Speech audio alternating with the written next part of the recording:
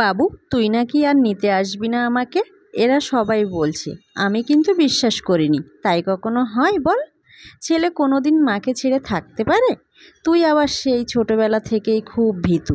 একটু জোরে ঝড় হলে বা রাতে বেড়াল ডাকলে তুই কেমন জাপটে ধরতিস আমাকে, আর কেমন গুটিসুটি মেরে শুয়ে থাকতিস আমার কোলে। তখন আমি তোকে বলতাম, ভয় কি বাবা, এই তো আমি একটু বড় হয়ে তখন তুই স্কুল যেতে শিখলি, তোর জন্য সারাদিন আমি স্কুলের পাশে মাঠে বসে থাকতাম। এইসব কথা ভাবলে এখন আমার খুব হাসি পায়। সেই তুই কত বড় হয়ে গেছিস।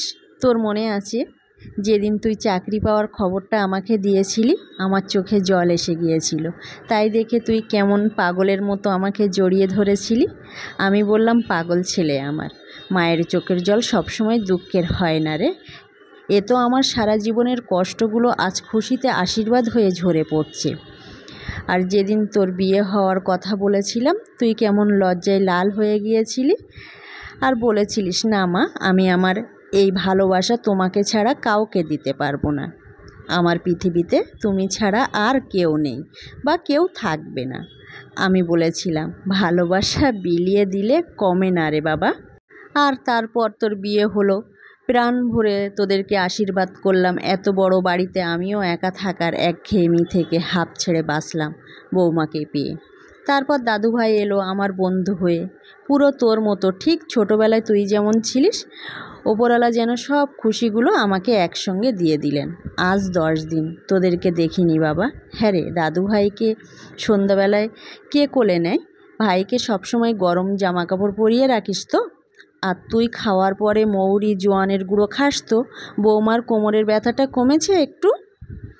আমার খুব কষ্ট হচ্ছে বাবা এখানে তোদের কথা ভেবে। কি করব বল, সারা জীবন তোকে আগলে রাখার অভ্যেস যে বাবা। কবে আসবি বল না আমাকে নিতে?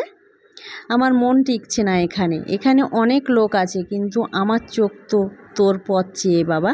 সারা জীবন তোকে বুকে আগলে রেখেছি বাবা। এখন আমাকে বুকে না পারিস, অন্তত বাড়িতে একটু জায়গা দে না বাবা।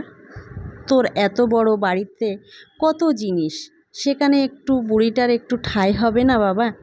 আর যদি নাই পারিস তাহলে এখান থেকে নিয়ে আমাকে সেই জায়গায় রেখে আয় বাবা, যেখান থেকে কেউ কোনো দিন ফিরে আসে না, কেউ কোনো দিন ফিরে আসে না। হ্যালো এভরিওয়ান, সবাই কেমন আছো? আশা করি ভালো আছো। প্রতিদিনের ন্যায় আজও একটা ছোট্ট এবং সহজ রেসিপি তোমাদের সাথে দেখানোর চেষ্টা করছি। এটা সাধারণত সবাই যেভাবে রান্না করে, পাতলা খাসির ঝোল, এই গরমে বেশি মশলা না দিয়ে, একদম কোনো রকম কিছু না দিয়ে, বেসিক যে মশলাগুলো হয় তেমন দিয়ে হালকা পাতলা ঝোল করেছি।